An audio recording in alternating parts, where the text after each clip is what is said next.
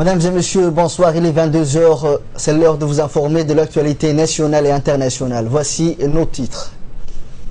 Un prix d'honneur attribué au chef de l'État, son Excellence Ismaël Omar Guelleh, par l'Institut culturel afro-arabe.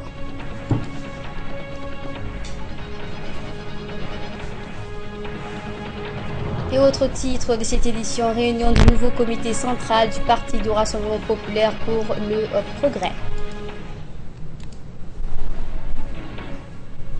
Passons au développement de ce journal. Le président de la République Ismaël Omar Guelleh a reçu aujourd'hui en audience le directeur général de l'Institut culturel afro-arabe, en l'occurrence Dr Mohamed Salem Sofi. Ce dernier a remis au chef de l'État un prix d'honneur en reconnaissance des efforts colossaux qu'il a d'ailleurs entrepris dans le cadre de la restauration de la paix et la stabilité dans la région. Hidaya Mohamed.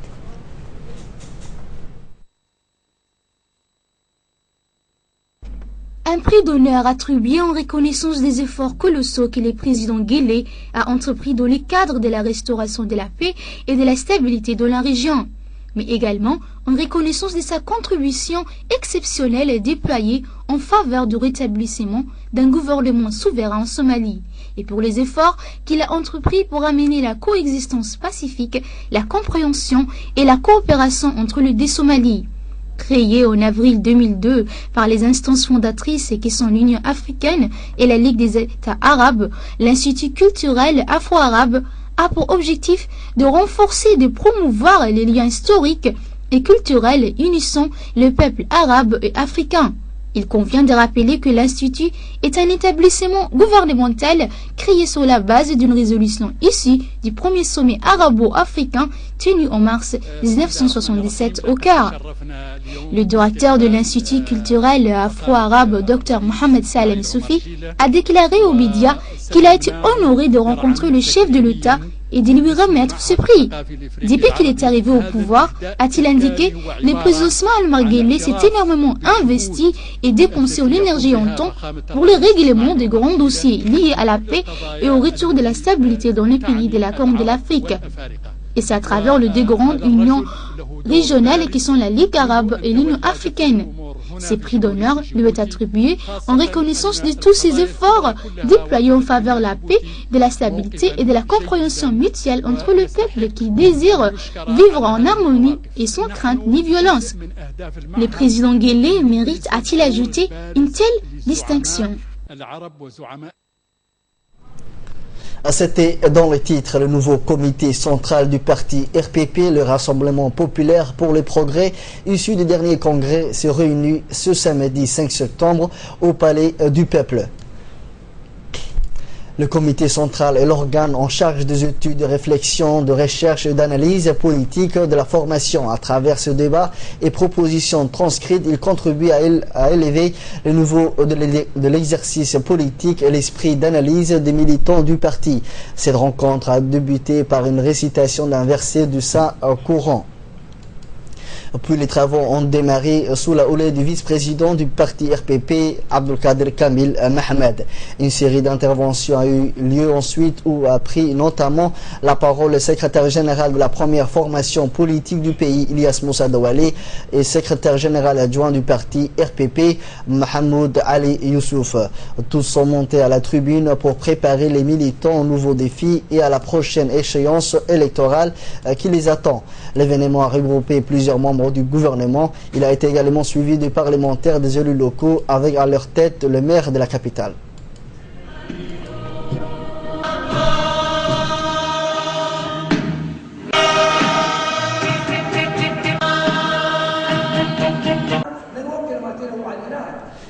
Des hauts fonctionnaires de différentes ministère et le représentant de la société civile et du milieu associatif, le président des associations de femmes, le président de toutes les annexes du parti ont exprimé leur ferme soutien à la politique du président de la République, Ismaël Omar Guelleh, aux valeurs et idéaux qu'il défend. Rappelons que le comité central est élu par le Congrès par un mandat de 4 ans.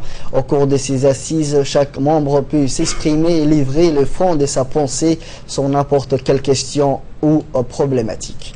En effet, le vice-président du parti Abdelkader Kamel Mohamed, qui a lancé d'ailleurs les travaux, a indiqué qu'il était temps aussi bien pour le comité central et tous les membres du parti de redoubler d'efforts afin de porter haut les visions du président du parti Ismaël Omar Guelleh. Écoutez-le. Je souhaite à tous les militants qui siègent pour la première fois dans ce comité la bienvenue. Je leur annonce à nouveau tout l'espoir que le parti a placé en eux. La place qui a été réservée aux femmes témoigne de la volonté du président du parti de moderniser encore la vie politique du pays dans un plus grand esprit de justice et d'égalité. Je tiens également à m'adresser à ceux qui ne figurent plus sur la liste du comité central, car leur absence ne signifie pas qu'ils ont démérité, bien au contraire.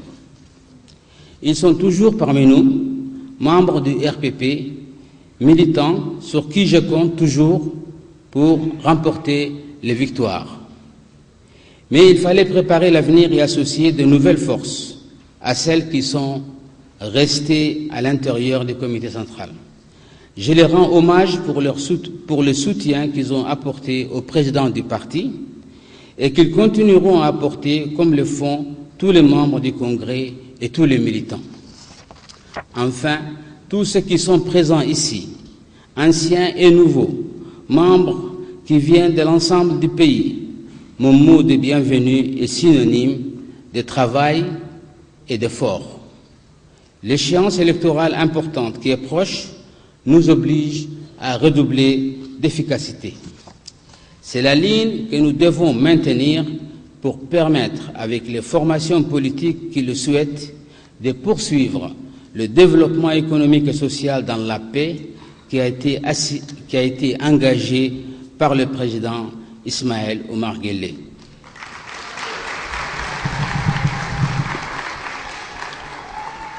Et dont nous pouvons constater les réussites évidentes. Le RPP a été, est et sera au cœur de l'action gouvernementale. Le RPP doit rester le fer de lance de l'action gouvernementale. Mais pour cela, il faut encore renforcer son action auprès de nos concitoyens. Aussi, nous devons être capables d'élargir encore sa base, de mobiliser de nouvelles forces et de susciter de nouveaux engagements et adhésions. La présence de notre parti sur l'étendue du territoire national doit être plus importante pour permettre une meilleure écoute des préoccupations de nos concitoyens. Les annexes sont le moteur principal du parti. C'est dans cet esprit que leur rôle doit être accru et soutenu. Une nouvelle structure de liaison, de support et de soutien, dénommée permanence d'échange et d'appui, sera au cœur du nouveau dispositif de chaque annexe avec des représentants du comité exécutif, du comité central, des députés, des membres du gouvernement, des représentants de l'UNFD issus des quartiers couverts par l'annexe. Ceci permettra de placer l'annexe au centre de dispositifs reliant le RPP au peuple djiboutien. C'est Selon le secrétaire général du parti, Ilyas Moussa Dawale, l'objectif principal de ces travaux de lancement de nouveau comité central sont d'abord de donner la responsabilité à ce nouveau comité central de jouer pleinement le rôle du président du parti, son Excellence le président de la République, Ismaël Omar Guelleh, en inspirant par ses travaux et ses recommandations l'action gouvernementale. Fidèle à son franc-parler, le secrétaire général adjoint, Mohamed Ali Youssouf, a rappelé la volonté politique manifestée au sommet de l'État qui travaille pour le progrès et le développement du pays. Un nouveau comité central dont vous êtes les honorables représentants, choisi par le Congrès, mais également par les hautes instances du parti, est aujourd'hui ici lancé. Qu'est-ce qu'on attend de nous? Les missions sont importantes. Je pense qu'on aura l'occasion de revenir sur ces questions, mais il nous faut absolument garder à l'esprit cette échéance. Mais ce n'est pas seulement cette échéance. On a dit lors du 35e anniversaire, on doit bâtir, revitaliser, redynamiser un parti pour les très longues années devant nous. Et il nous faut être toujours à la pointe du leadership de ce pays, en quoi nous pouvons, nous, membres du comité exécutif, apporter. Nous, membres du comité central, mais également la base. Je crois que les défis sont nombreux au niveau international, on le sait tous. Les défis au niveau régional sont également importants. Mais les défis également sont en face au niveau national, au niveau de Djibouti. Dieu merci, nous ne restons pas les bras croisés. Beaucoup d'efforts sont entrepris. Un projet de société est porté par le président et son gouvernement, mais également un parti fort derrière ce président, derrière ce gouvernement est indispensable. Notre parti doit être en phase avec les actions du président. Ce parti, il doit être porteur des grandes questions de la société. La vie politique djiboutienne a beaucoup changé. Nous ne sommes plus dans des configurations antérieures que nous connaissons. Nous avons des adversaires, il ne faut pas les négliger. Nous avons des adversaires invisibles. Nous connaissons, c'est la pauvreté, c'est le chômage, c'est quelques difficultés, par ailleurs partagées par l'ensemble des pays en voie de développement. Toujours dans notre page politique, l'USN, l'Union pour le salut national, a fait une mise en point partout sur l'avancement des négociations USN-UMP découlant de l'accord cadre signé entre les deux parties en décembre 2014. Cette mise en point de Aden Abdou, président de la commission parlementaire paritaire USN, intervient suite à la déclaration faite par le président de cette même commission mandatée par l'UMP que vous avez pu suivre sur nos antennes. À titre de droit de réponse, nous vous présentons ce soir la version de l'USN où Aden Abdou a retracé l'évolution de ces négociations. Nous vous proposons de l'écouter. L'accord en question était composé de 3 parties. Tout d'abord les questions immédiates, ensuite les 3 lois qui sont la CENI, le statut de l'opposition et la loi sur la code de conduite. Et troisièmement, la troisième partie, c'était les réformes démocratiques, notamment la décentralisation, la loi sur la communication, la nationalité acquis de droit, le Conseil constitutionnel, etc., parce que nous avions prévu de discuter sur 10 questions qui étaient à l'ordre du jour, mais sur l'accord, il n'y a que les principaux points qui figurent. Donc, les questions immédiates font à peu près 7 à 8 points, et comme l'a notamment dit mon ami Elmi, il n'y a que 2 points qui ont été terminés, c'est-à-dire le paiement des arriérés de salaire des députés USN qui sont rentrés à l'Assemblée, puis il y a eu la loi d'amnistie pour les 3 chers, mais sur ce point, il manque l'amnistie pour les autres membres de l'USN qui ont été condamnés à partir de février 2013 et que aussi la loi prenait en considération. Donc, nous avons demandé à ce que cela soit fait. On nous a promis que cela va être fait aussi, mais jusqu'à présent, ça n'a pas été fait. Quant aux autres points de questions immédiates, notamment, il était question de réintégrer les travailleurs qui ont été licenciés suite au conflit qu'il y avait eu après la crise post-électorale. Pour l'instant, il n'y a que peu de gens qui ont regagné leur travail.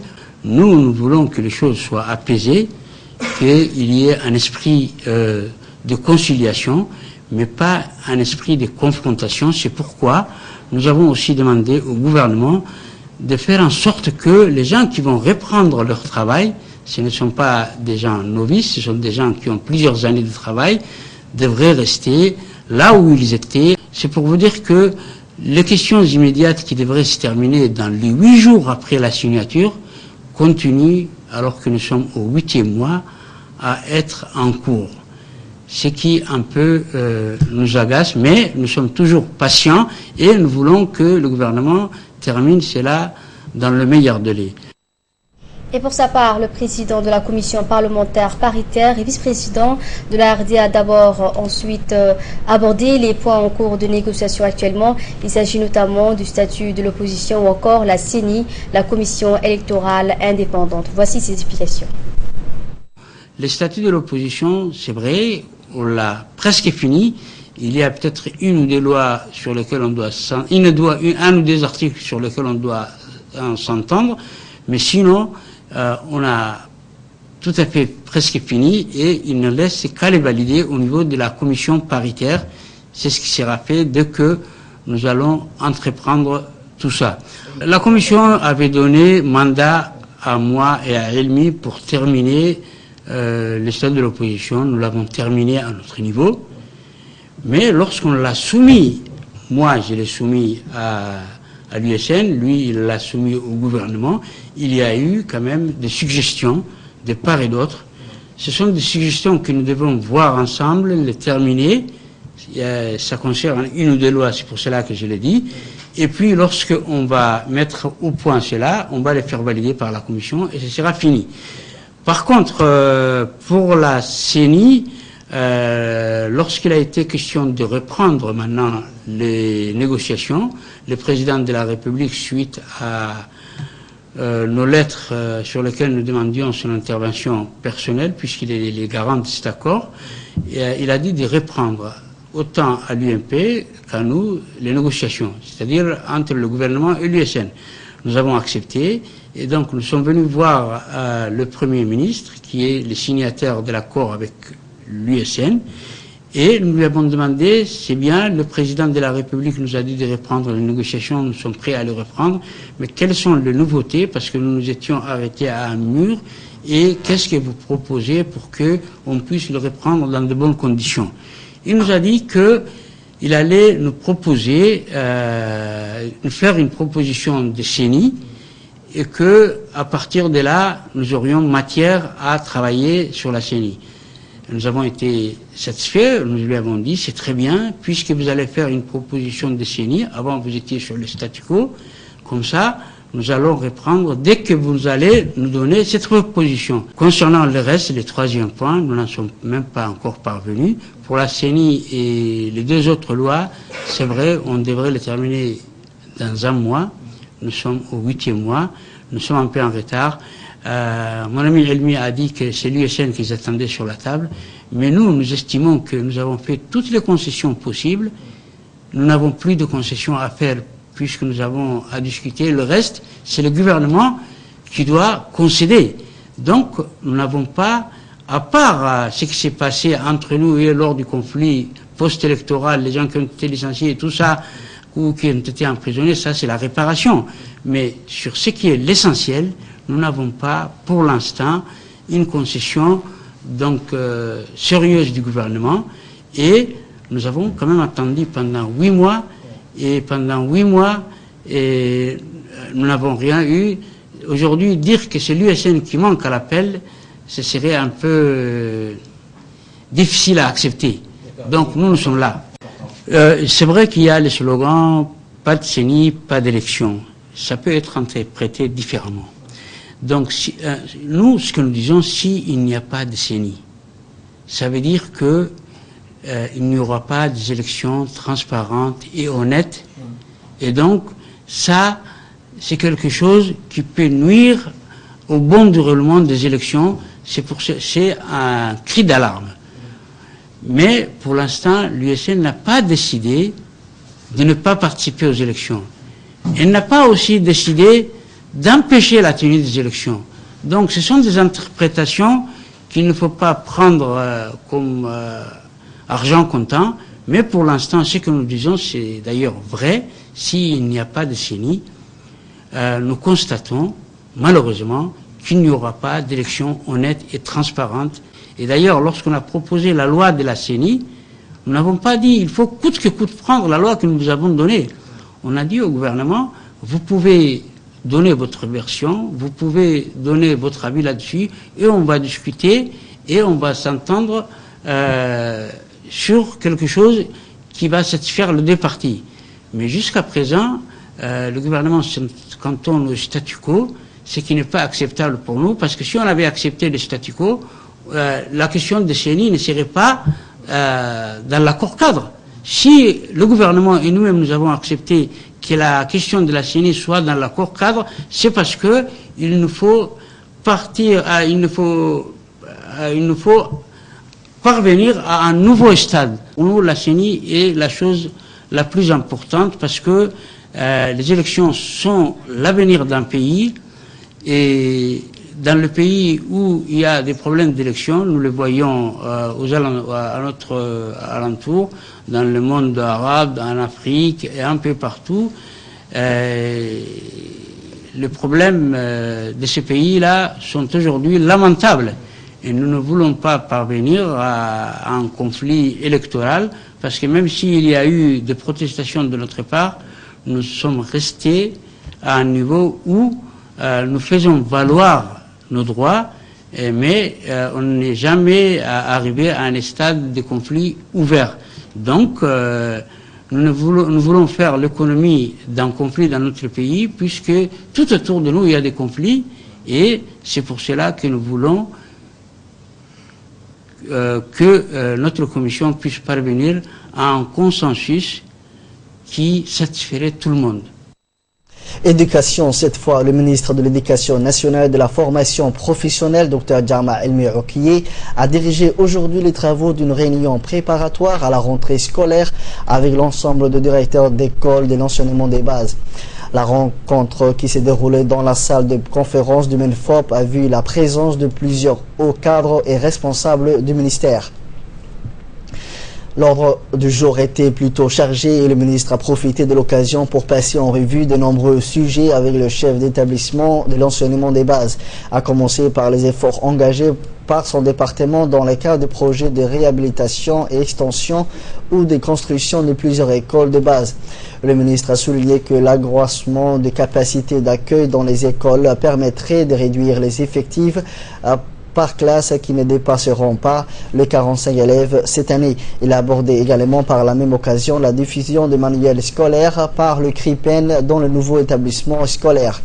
Il a par ailleurs souligné les efforts entrepris pour équiper l'ensemble de nouveaux établissements scolaires. De la rentrée scolaire 2015-2016. Et tout ça dans les soucis d'assurer une rentrée scolaire 2015-2016 dans de bonnes conditions. Nous sommes tout à fait prêts pour accueillir les enfants. Les enseignants ont répondu présents à leur poste durant les jours de la pré-rentrée, à savoir le 1er septembre. Nous avons une nouveauté cette année. L'effectif de classe a été réduit de 45 élèves par classe. Et c'était aujourd'hui la nouveauté dans l'éducation nationale, notamment dans l'école de base. Sans transition, la campagne de nettoyage et d'assainissement des écoles publiques du pays se poursuit dans l'ensemble des établissements scolaires. Les éléments de l'armée de l'air et de la marine assurent des opérations de nettoyage dans plusieurs établissements comme le lycée de Gabod et d'autres. Les militaires ont déployé d'importants moyens humains et matériels avec notamment des camions bennes et des véhicules tout-terrain pour enlever ainsi les dépôts d'ordures et les détritus qui jonchaient les cours d'école ou les sites sensibles à l'intérieur des établissements scolaires. Au bout de quelques jours d'intenses travaux, les écoles ont retrouvé l'hygiène, la propriété requise avant la rentrée des classes prévues dans quelques jours. Les officiers qui supervisaient les opérations de nettoyage ont exprimé leur entière satisfaction quant au travail des soldats qui s'acquittent de cette mission civile avec enthousiasme.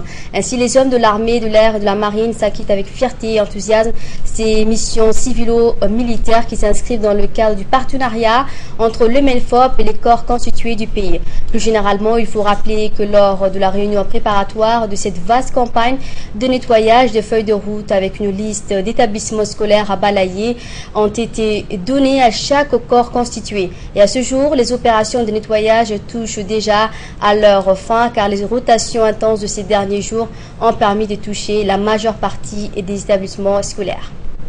On attend juste la rentrée scolaire pour accueillir les enfants. Tout est propre. Également dans l'actualité, le pèlerin djiboutien afflue toujours dans la ville de Sainte de Medina à Munawara. Hier soir, la troisième vague composée de 221 pèlerins, dont 108 hommes et 113 femmes, est arrivée à l'aéroport international Mohamed Ben Abdelaziz vers 18h.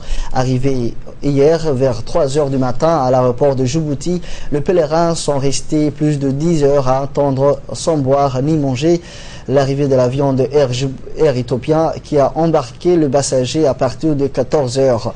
Les pèlerins sont arrivés très fatigués à l'aéroport Médine, qu'ils ont été accueillis par les membres du comité de pèlerinage dirigé par Al-Salts Ahmed Abdallah. Les membres du comité ont fourni d'intenses efforts pour soulager les pèlerins pour accélérer les formalités d'entrée sur le sol saoudien. Les pèlerins ont pris place à bord de bus, ont été placés dans des chambres, les hommes à part, les femmes ensemble. Des repas chauds et des rafraîchissements ont été mis à disposition des pèlerins. Certains se sont dirigés vers la mosquée Al-Haram où les bienfaits de chaque prière sont multipliés par 1000. Ce matin, les pèlerins ont débuté le rite du Umrah en se rendant successivement à la montagne de Uhud, célèbre champ de bataille qui, malgré des pertes conséquentes, les musulmans ont repoussé les infidèles venus de la Mecque avant de se rendre dans la mosquée Al-Qub'a. Durant le reste de la journée, les pèlerins djiboutiens vont se rendre fréquemment à la mosquée Al-Haram et demain, ils vont se rendre à la Mecque pour effectuer les premiers rites de Umrah. Malgré la fatigue du retard de l'avion, Air Ethiopian a pris une mauvaise habitude de ne jamais respecter les heures de décollage entre Djibouti et Médine, et les pèlerins djiboutiens avaient une forte participation de jeunes ont une morale de fer pour accomplir les rites de 5e pilier de l'islam qui est le pèlerinage. Et dans l'actualité également, deux événements ont été célébrés dans la soirée du 3 septembre dernier par la France et Djibouti à la base aérienne française de Djibouti. Il s'agissait avant tout de commémorer le 145e anniversaire des combats des Bazeilles, honorant la mémoire des combattants de la division bleue qui ont lutté pour la défense de la France jusqu'au sacrifice ultime contre l'ennemi prussien. C'était le 31 août et le 1er septembre 1878. Le 3 septembre au soir ont été célébrés deux événements par la France et Djibouti à la base aérienne française de Djibouti. Il s'agissait avant tout de commémorer le 145e anniversaire de combat de Bazeilles, honorant la mémoire de combattants de la division bleue qui ont lutté pour la défense de la France jusqu'au sacrifice ultime contre l'ennemi prussien. C'était le 31 août et le 1er septembre 1870. Lors de cette soirée, on a également célébré l'héroïsme de anciens combattants du bataillon Somalie qui ont libéré en avril 1945, la pointe de Grave fortifiée par les Allemands, interdisant ainsi aux navires alliés l'utilisation du port de Bordeaux. Le jeudi soir, donc, le 110e anniversaire de cette libération par le tirailleur Somalie a été particulièrement célébré. Étaient présents à cette commémoration du 145e anniversaire de combat de Bazeilles, outre les officiers et sous-officiers soldats des forces françaises stationnées à Djibouti et des représentants de leurs frères d'armes des forces armées djiboutiennes, le général Montokyo, commandant des forces françaises stationnées à Djibouti, le chef de corps du 5e REM, le lieutenant-colonel de Tokyo. Côté djiboutien, a noté la présence du chef d'état-major général des armées, le colonel Zakaria Cher Ibrahim, le général de brigade, le général Tahir Mohamed Ali, le commandant de la marine djiboutienne, le colonel Abdelrahman Cher. 145e anniversaire de combat de Bazeilles a été l'occasion d'indiquer la voie aux soldats français et djiboutiens pour qu'ils soient toujours et côte à côte au service de la paix en Afrique.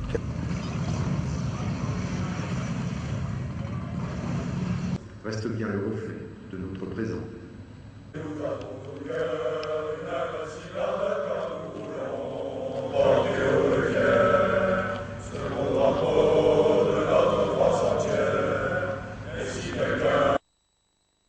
Sport à présent, le stade de Gouled a accueilli hier après-midi un match qualificatif comptant pour la phase finale de la Coupe d'Afrique des Nations qui sera organisée par le Gabon en 2017. L'équipe nationale de football dénommée le Regain bleu de la mer Rouge s'est affrontée avec la formation du Togo, les Éperviers, qui compte en son sein plusieurs joueurs internationaux. Les Djiboutiens se sont fort malheureusement inclinés sur leur sol sur les scores de 2-0. Les 2 buts ont été inscrits au cours de la première période de jeu, respectivement à la 4e et à la 41e minute. En début de cette défaite, reconnaissons que nos joueurs qui ont besoin de s'acquérir en multipliant les compétitions et les rencontres de haut niveau progressent lentement mais sûrement. Une stratégie en ce sens est ainsi déployée, des moyens de plus en plus importants mis à leur disposition à travers le secrétariat d'État à la jeunesse et au sport et la Fédération djiboutienne de football.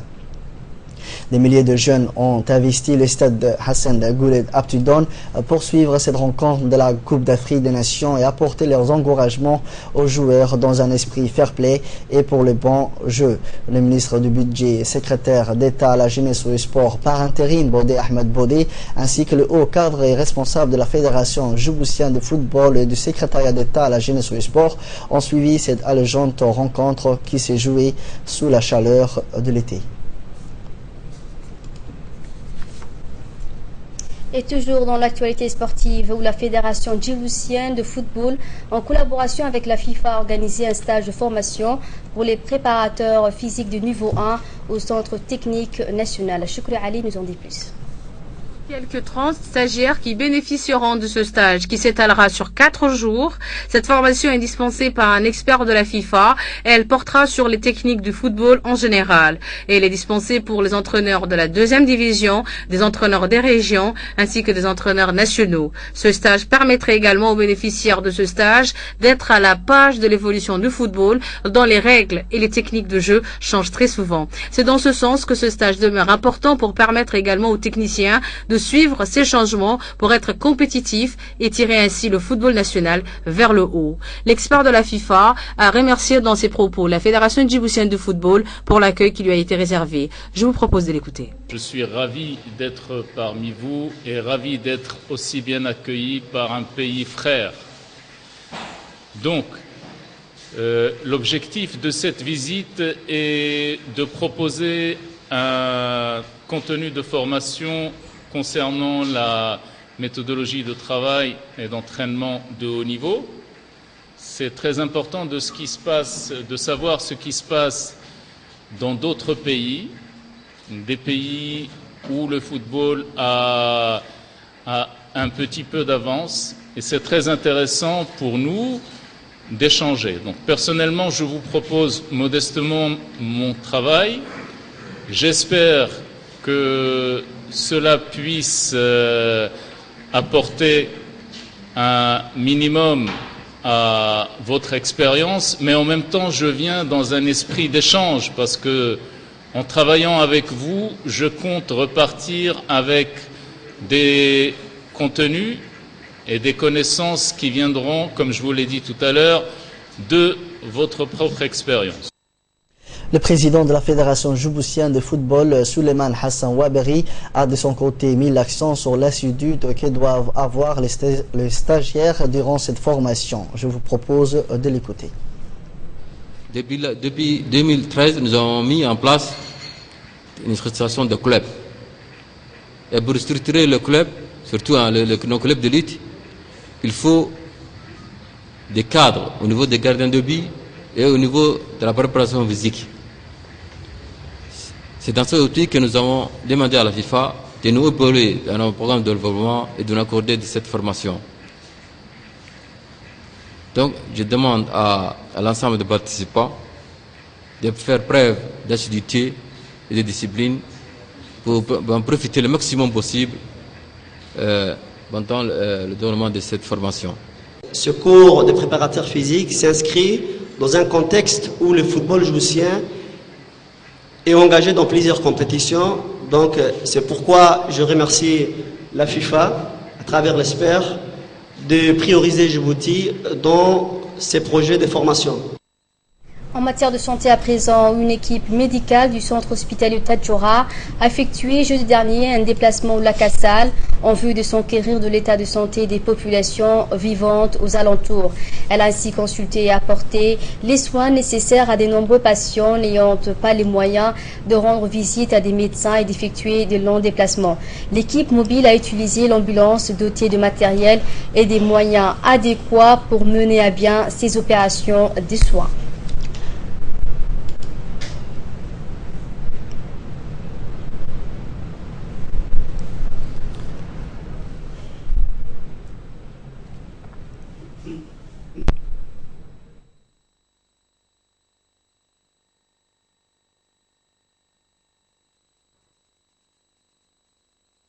L'équipe mobile, après avoir passé dans le secteur de Andaba, Bouya, Madgoul, aujourd'hui nous sommes arrivés dans la localité de Lac Assal. Il y a toutes sortes de prestations. Il y a aussi à la prestation de consultations adultes, consultations pédiatriques et les consultations prénatales, postnatales, ainsi le planning familial. À cela s'ajoutent aussi les examens laboratoires qui complètent les diagnostics, sont très importants pour les patients qui ne peuvent pas se déplacer. L'équipe mobile est en train de se compléter, de se moderniser et les prestations seront données auprès de la population des zones rurales.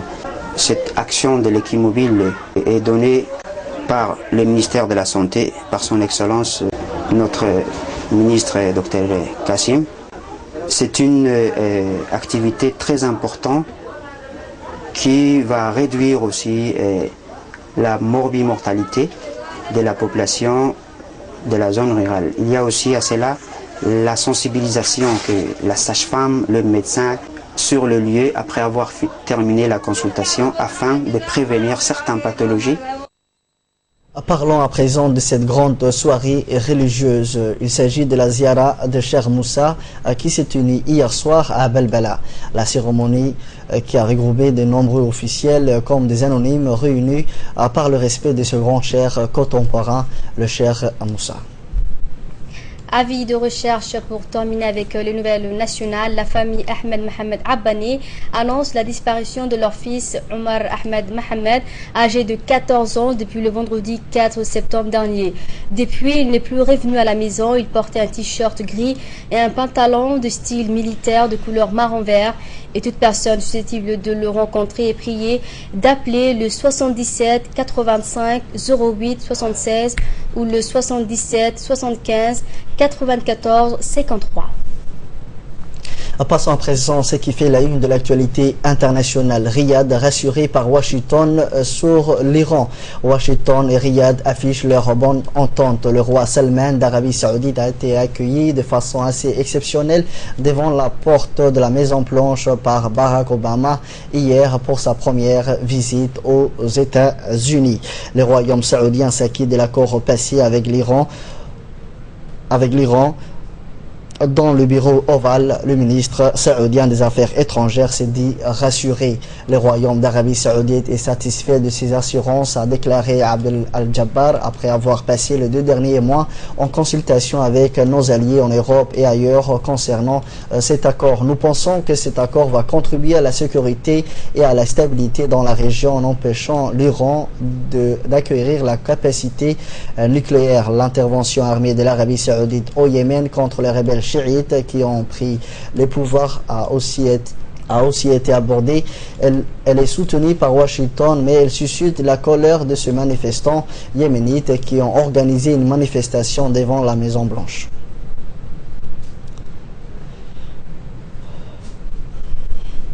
Voilà donc l'essentiel de l'actualité. Merci de votre fidélité. Restez avec nous, le programme continue.